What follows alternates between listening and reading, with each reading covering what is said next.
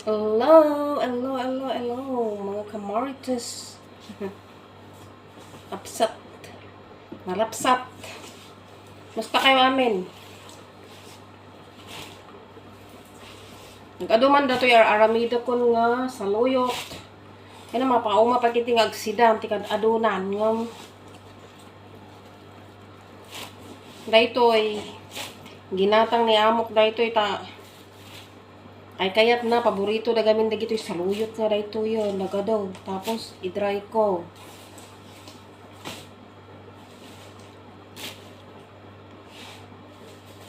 Nagadaw. May isang karton.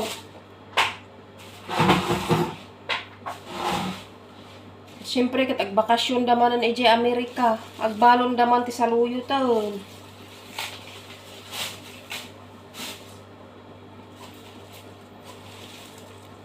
Malmalo, mamanan nga, gararamit ti kastuyan nga. Pati tangkay na ginagata nga. Nag-fresh man da ito eh.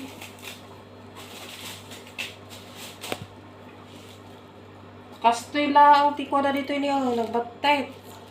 Nakita niyo, italida.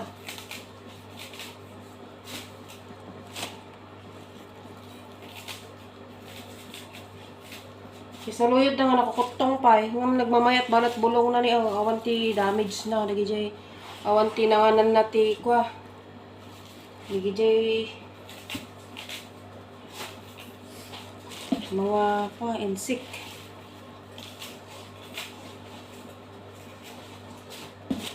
Siyempre ka, nagpaksiwa mo ta na. Hindi ka naman nagpaksiwa man.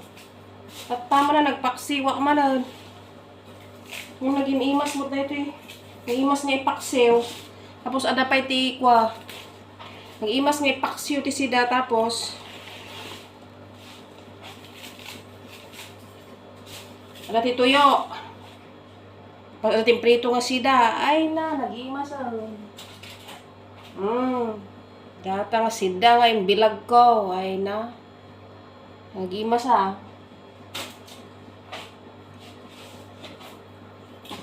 Tapos imprituak ti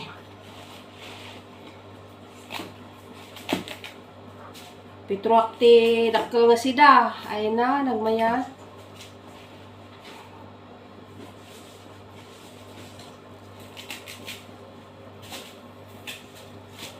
Ang dami sa luyot.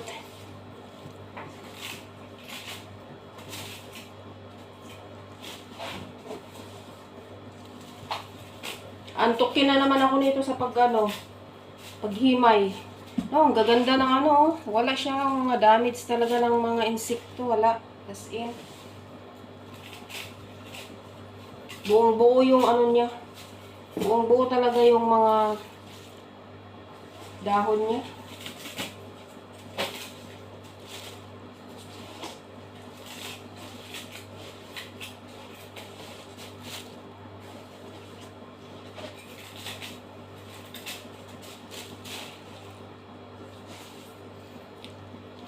Di ba yung doon sa atin kapag may nagbebenta ng saluyot na ganito ang laki ng ang laki ng tali niya, di ba? Hindi ko alam kung magkano. Siyempre ngayon mahal yung saluyot diyan sa atin kasi nga wala pa siguro nang tutubo diyan. Pag tuwing tag-ulan na, yun tumutubo na yun sila. Pero pag tag-init, mahirap din tutubo yan. Pero ito kasi mayroong pinakamalamig na lugar sa Saudi. Galing ito ng Saudi. May pinakamalamig na lugar sa Saudi. O kaya dito din sa Bahrain, mayroon din yan, mayroon din dito. Kaya lang, alam mo ba yung garden talaga siya nga, siyempre yung maraming tubig, tapos nilagyan niya yung talaga yung punglaan nila, tapos may bahay-bahay yan sila. Yun. May bahay-bahay ng mga talaga kasing garden talaga yan sila.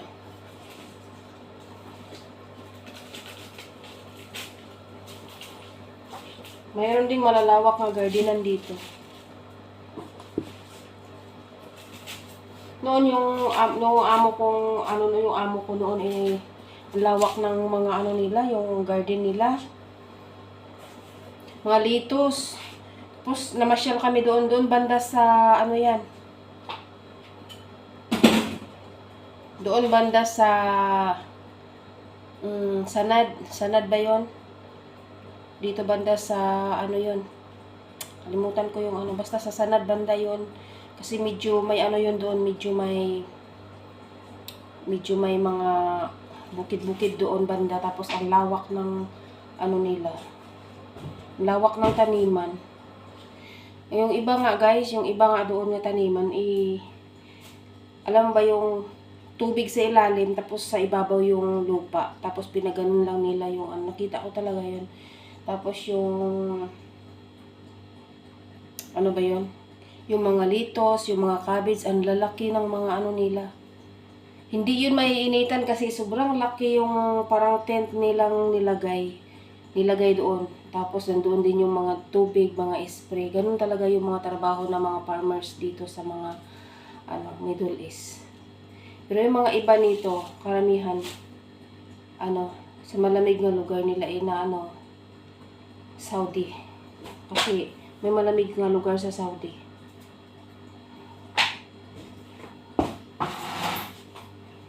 Kahit hindi ako nakapunta doon, sinasabi kasi ng amo ko yun, noon yung bata pa sila, may farm yung papa nila doon, sobrang laki nga.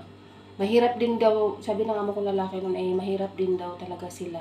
Yung papa niya, may farm talagang pinakamalaki yung farm niya. Tapos maraming mga saluyot, lahat-lahat nandoon na yung nandoon na yung mga tanim. Pinikwento din ng amo ko yan sa mga pamumuhay nila noon. Yung amo kong lalaki, kaya sabi niya, swerte daw yung mga bata ngayon kasi easy lang daw sila, walang trabaho daw. Ganon. Humihingi lang daw sa mga parent, pero sila daw noon, talagang dumadaan talaga sila sa hirap talaga. Sabi ng amo kong lalaki, dumadaan sila sa hirap. Mahirap din daw talaga sila, yung papa niya noon, sabi niya gano'n. Nagtatanim lang daw sila. Siyempre may mga farmers lang, malawak daw yung farmers nila doon. Yun daw talaga hanap buhay nila doon. Siyempre may marami din mga tauhan din, pero mahilig yung papa niya kasi mahilig din daw ng mga magtatanim. Mahilig daw ng mga farmers, yung farmers na trabaho. Mga kamatis, yun, dami-dami mga kamatis. Yan, tapos siyempre binabagsak din nila sa, halimbawa, galing sa Saudi, tapos binabagsak nila sa Bahrain, sa Dammam, sa Riyadh, diba? Sa Jeddah, yan, binabagsak nila sa mga bayan-bayan. Dito kasi sobrang lawak ng mga garden dito. Yun talaga yung mga trabaho ng mga farmers dito. Iba kapag sobrang mura na yung iba, sobrang mura na yung mga gulay din, yun, pinapahingi din nila, buy one take one na. Pag bumibili ako ng, buy one take one. Pero ang pinakamahal dito guys, sitaw. Bumibili ako ng sitaw dyan. Pero hindi ako gumagamit ng pera ko. Kinukuha ko doon sa, nagpapabili ako kay amo. Sabi niya, basta mga gulay. Kasi mura lang yung mga gulay. Wala yan silang problema. Okay lang ng okay yan si amo. Diba? Yung iba kumpleto sa amin dito lahat. Nagpapabili ako. Walang problema yan. Mga itlog talagang, tingnan mo na yung katawan ko talagang as in, palaging hindi napapabayaan sa pagkain. Charot. Ganun talaga guys, ang buhay talagang ka talaga. Madiskarte ka. Wala kang diskarte. Wala. Talagang nakamulagat ka lang dito na inti sulsuli. Kasi nga talaga, dapat kang maging dumiskarte sa buhay.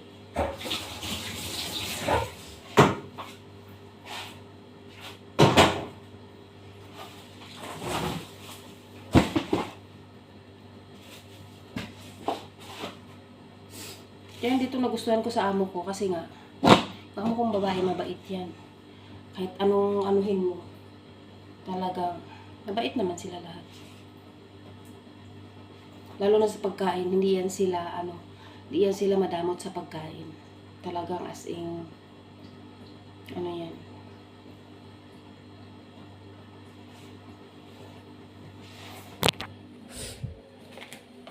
Kalat na dito sa kusina. As in, maano yan si amo, talagang hindi yan talaga siya madamot. Okay lang ng okay yan. About sa pagkain, ganun. Ngayon ay magmumunggo na naman ako. Ayan. Magmumunggo ako, pero mamaya ako narulutuin kasi magluluto muna ako ng pagkain nila. Ang lulutuin kong pagkain nila ay chicken katsu. Alam mo guys yung chicken katsu. Gawa ko ng chicken katsu. Kasi yun ang pinaka-paborito ng aking alaga. Ano ba yun? Ayaw tatayo ng camera. Pati bigas din dito guys. Naku. Kaya unlimited rice ako. Kaya ang lalaki ng taba ko kasi ayan o, yung rice na hindi na uubos. Pakain ko na lang sa ibon.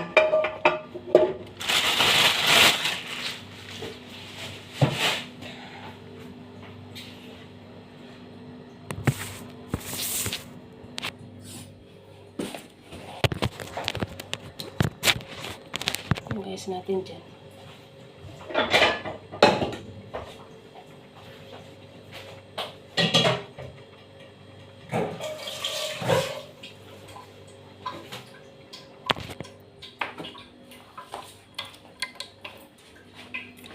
Okay, isang ngiti mo na.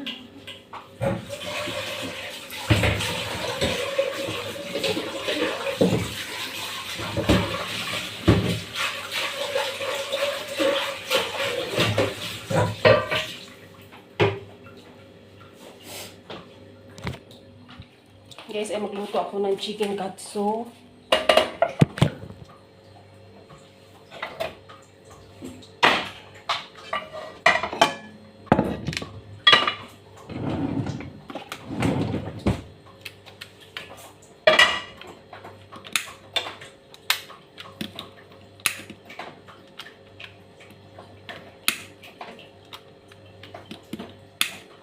Ay, ayaw na magsindi. Ayan.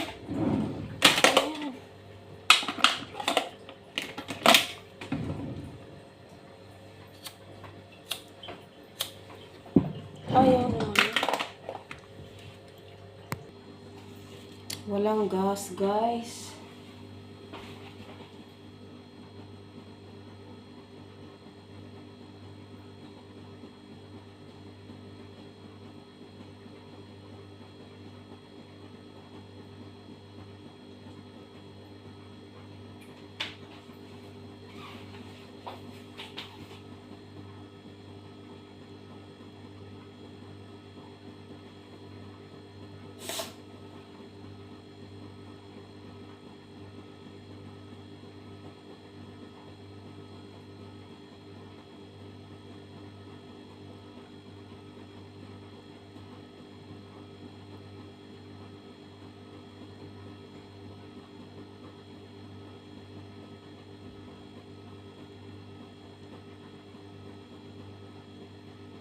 Naubos ang gas.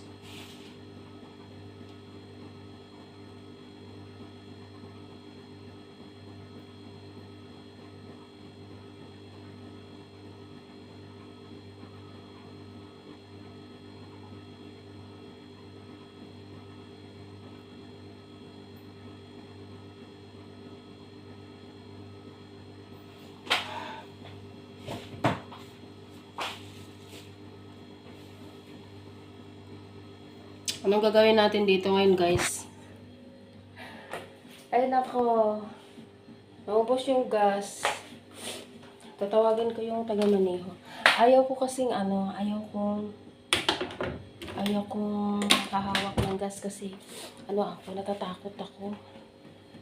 Yung bang hindi masyadong ma-close, ganun. Kaya may trauma na kasi ako sa gas kasi naputukan na ako ng noon. Yung sa oven, biglang sumulyap yung gas tapos nasunog yung kilay.